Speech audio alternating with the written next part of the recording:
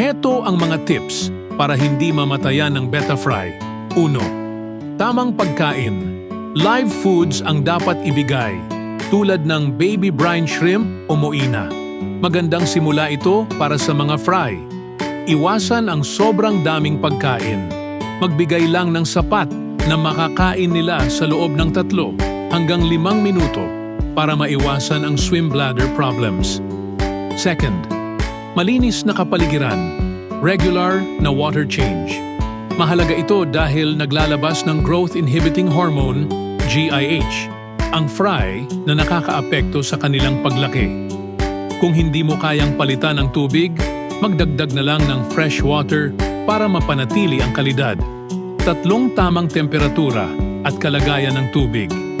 Siguraduhing tama ang temperatura ng tubig at walang ammonia o nitrites. Gumamit ng liquid test kit para masigurado ito. Iwasan ang stress. Huwag masyadong madalas silipin ang fry, lalo na kung kasama ang male betta. Maari itong magdulot ng stress at posibleng kainin ang fry. Siguraduhing may takip ang fry tank para hindi sila ma-expose sa panganib.